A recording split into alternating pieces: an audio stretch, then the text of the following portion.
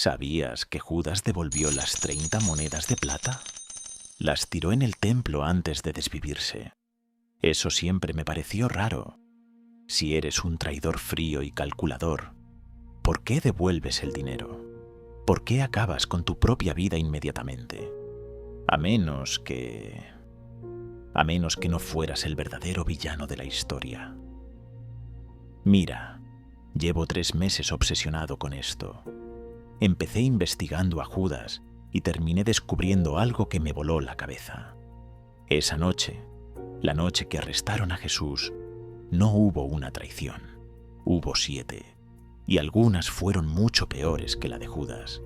De hecho, después de lo que voy a mostrarte, puede que hasta sientas lástima por él.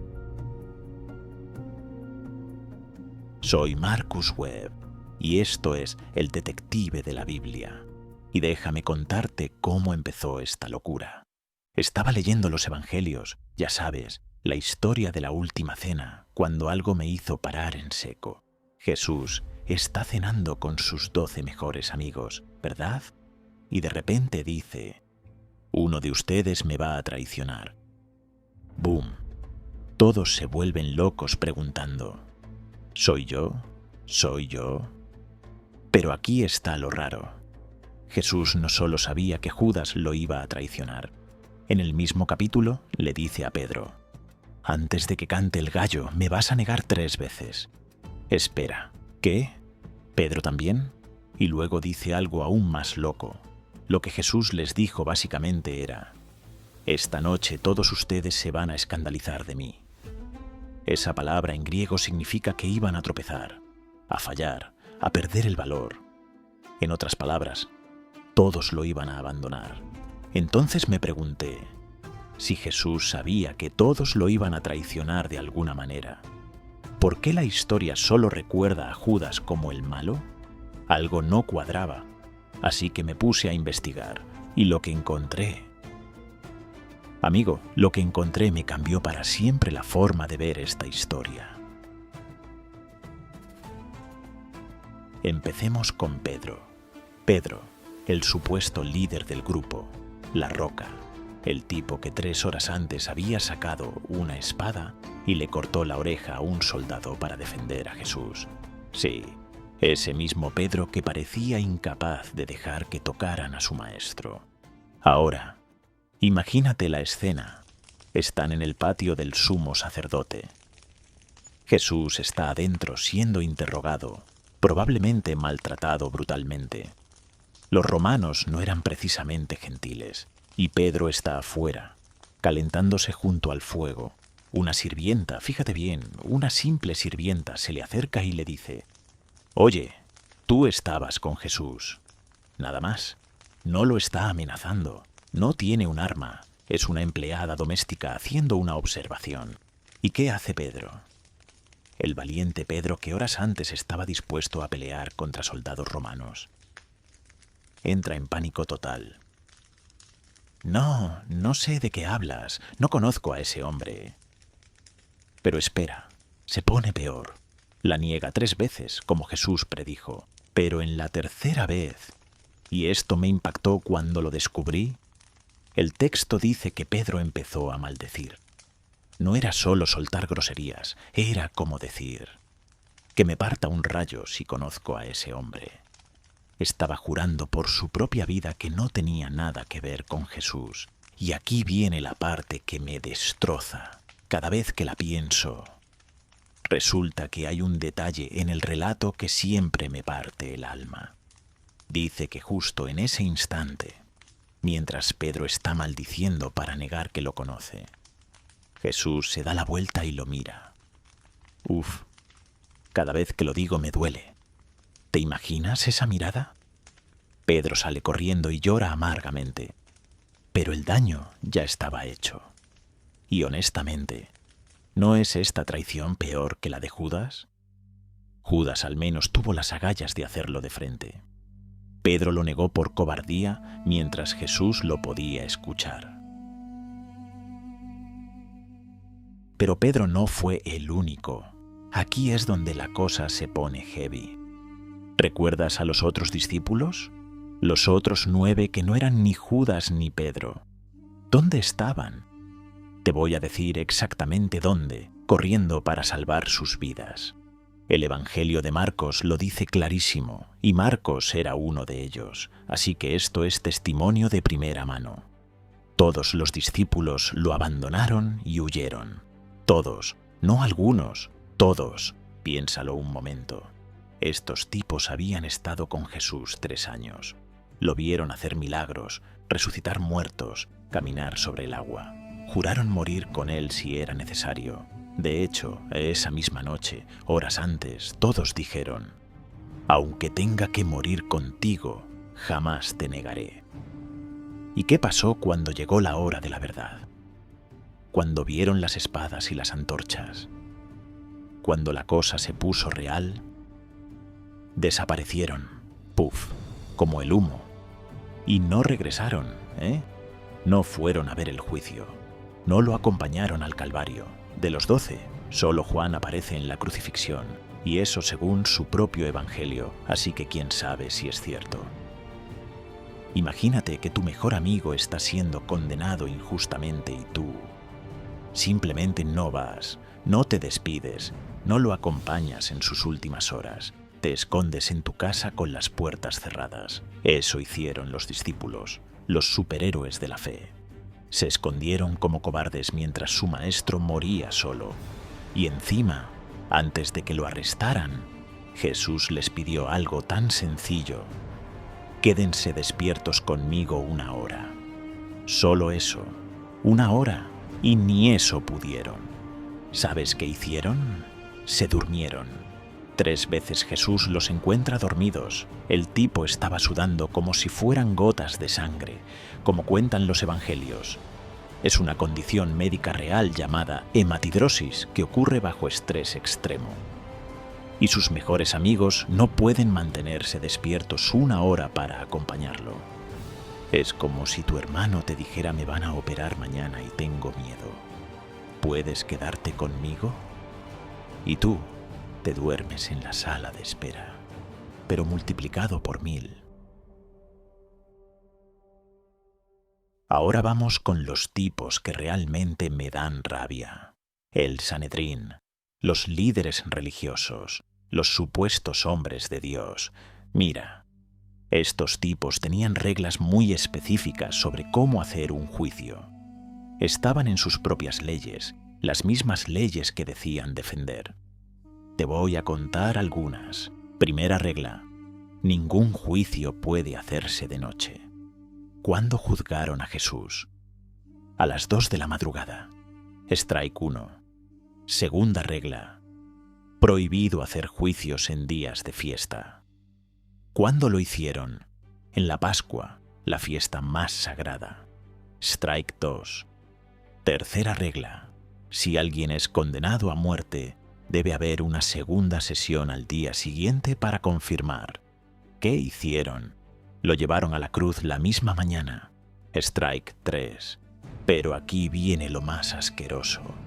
El propio relato dice que esos tipos estaban desesperados buscando testigos falsos para tener de qué acusarlo.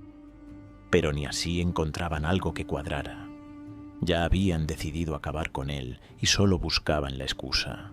Es como si un juez dijera: «Este tipo me cae mal, vamos a condenarlo, ahora busquen algo de qué acusarlo». ¿Te imaginas? Y estos eran los líderes espirituales del pueblo, los que supuestamente representaban a Dios. Y hay 2 tipos que me dan particular asco: José de Arimatea y Nicodemo. ¿Los conoces? Son los tipos buenos que al final piden el cuerpo de Jesús para enterrarlo. Todos los aplauden por eso. ¡Oh, qué valientes, qué buenos discípulos secretos! ¿Discípulos secretos? ¿En serio? Eran miembros del Sanedrín. Estaban en ese juicio ilegal. ¿Y qué hicieron? Nada. Se quedaron callados mientras condenaban injustamente a su maestro. Y solo aparecen cuando ya está muerto, cuando ya no hay riesgo, para verse como los buenos de la película. Es como esos tipos que nunca te defienden cuando te están atacando, pero después vienen a darte el pésame, hipócritas. Y llegamos a Poncio Pilato. Ah, Pilato, el tipo que literalmente inventó el lavarse las manos de un problema. Los evangelios casi lo pintan como una víctima, ¿no? Pobrecito Pilato, presionado por los judíos malvados. No me hagas reír. Este tipo era el gobernador romano. Tenía el poder absoluto. Podía liberar o condenar a quien quisiera. Y aquí está lo loco. Pilato sabía que Jesús era inocente. Lo dice no una, no dos, sino 6 veces en los evangelios. 6 veces declara públicamente: no encuentro culpa en este hombre. Su propia esposa le manda un mensaje diciendo: no te metas con ese hombre justo. Tuve pesadillas sobre él. Hasta la esposa de Pilato sabía que esto estaba mal. ¿Y qué hace Pilato? Intenta pasarle la papa caliente a Herodes. Cuando eso no funciona, intenta el truco de la Pascua, liberar un prisionero. Cuando eso falla, manda a azotar a Jesús esperando que sea suficiente. Pero cuando la multitud amenaza con reportarlo al César, ahí sí, se acabó el show. Verás, Pilato ya tenía 2 strikes con Roma por ser demasiado violento, un reporte más y perdía su trabajo, su poder, su pensión romana. Entonces toma un bowl de agua, se lava las manos frente a todos y dice: soy inocente de la sangre de este hombre, y luego firma la sentencia de muerte. ¿Te das cuenta de la hipocresía? Soy inocente, pero aquí está mi firma autorizando que le quiten la vida. Es como decir: no soy racista, pero... y luego decir la cosa más racista del mundo. Y la multitud, Dios, la multitud, esta es la que más me duele porque somos nosotros. El domingo, 5 días antes, esta misma gente recibió a Jesús como un rey. Cortaron ramas de palmera, pusieron sus mantos en el piso, gritaban: Hosana, que significa sálvanos. Era como cuando tu equipo gana el campeonato y toda la ciudad sale a celebrar. 5 días después, 5 días, están gritando: crucifícalo. La misma gente. ¿Cómo es posible? Bueno, resulta que los líderes religiosos habían plantado agitadores en la multitud. Empezaron el canto. Y ya sabes cómo son las masas. Uno grita, otro lo sigue, y de repente todos están gritando sin saber por qué. Es como en las redes sociales cuando todos atacan a alguien y después resulta que era fake news. Pero ya destruyeron su vida. Así fue con Jesús, pero en vivo y en directo. Pero aquí viene la parte que me quitó el sueño durante semanas. Y te juro que cuando te lo cuente va a cambiarte la perspectiva para siempre. Jesús sabía todo esto. Todo lo que te acabo de contar, Él ya lo veía venir. Sabía exactamente quién lo iba a traicionar y cómo iba a pasar. En la última cena, no solo le dice a Judas que sabe lo que va a hacer, le dice a Pedro exactamente cuántas veces lo va a negar. Les dice a todos los discípulos que van a huir. De hecho, hasta lo conecta con una profecía antigua que decía algo así: golpearán al pastor y las ovejas se van a dispersar. O sea, él sabía que sus amigos iban a huir. Él sabía que Pilato lo iba a condenar siendo inocente. Sabía que la multitud iba a pedir su muerte. Sabía que los líderes religiosos iban a violar sus propias leyes. Lo sabía todo. ¿Y sabes qué hizo con ese conocimiento? Lo lógico sería huir, ¿no? O al menos decirles: oigan, ya sé lo que van a hacer. No, les lavó los pies a todos, incluido Judas. Horas antes de la traición, Jesús se arrodilla y le lava los pies al tipo que ya había hecho el trato para entregarlo.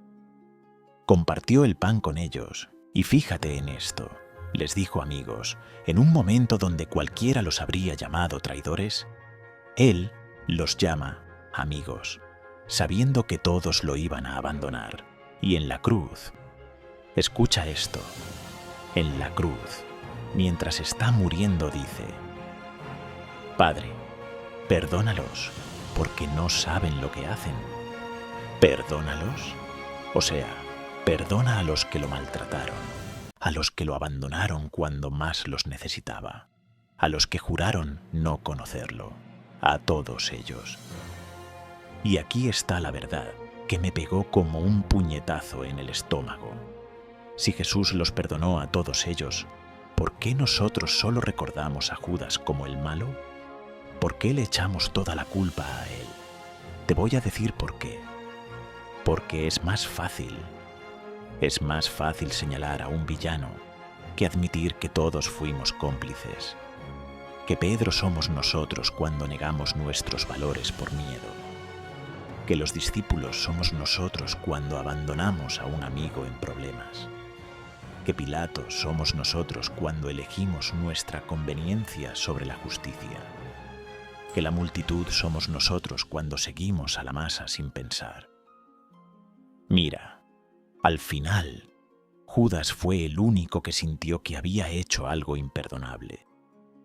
El peso de la culpa acabó con él.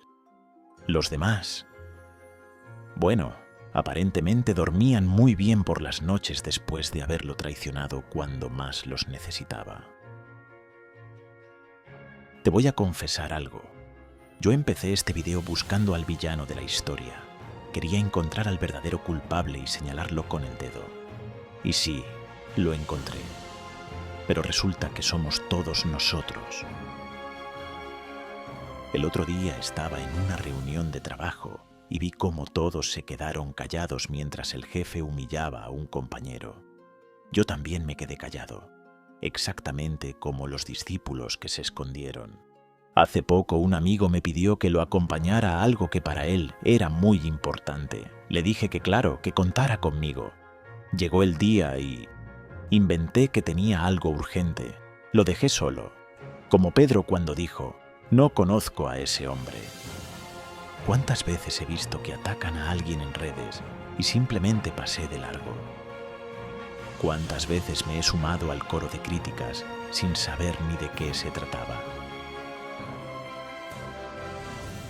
Esta historia no pasó hace 2000 años, pasa hoy. Cada vez que elegimos quedarnos callados cuando deberíamos hablar. Cada vez que abandonamos a alguien que cuenta con nosotros. Cada vez que seguimos a la masa porque es más fácil. Pero hay algo que me da esperanza. Pedro, el cobarde que negó a Jesús, terminó siendo el líder de toda la iglesia. Los mismos que huyeron como cobardes después dieron sus vidas por lo que creían. Hasta el soldado romano que ejecutó la sentencia terminó reconociendo que había acabado con un inocente. Si ellos pudieron cambiar, si pudieron ser perdonados después de eso, entonces tal vez hay esperanza para todos nosotros. Mira, antes de que cierres el video, quiero preguntarte algo sincero. De todo esto, ¿qué te tocó más? ¿Fue ver a Pedro negando a Jesús con ese miedo en los ojos? ¿O fueron esos amigos que simplemente desaparecieron cuando más los necesitaba? Ponlo en los comentarios. En serio, me interesa leerte porque creo que lo que más nos duele de estas historias suele ser lo que más tememos hacer nosotros mismos. Si esto te movió un poquito por dentro, si te dejó pensando, compártelo. Nunca sabes a quién le puede llegar justo en el momento en que lo necesita.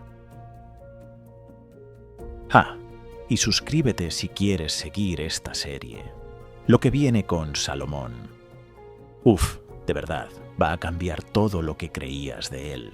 Tengo material que nadie te ha mostrado jamás. Y si conoces a alguien que vive con culpa, alguien que siente que no puede perdonarse, mándale este video. No le expliques nada. A veces solo hace falta descubrir que hasta los más grandes cayeron igual que nosotros. Nos vemos en el próximo video. Yo soy Marcus Webb y esto fue El Detective de la Biblia. Gracias por quedarte hasta aquí. De verdad.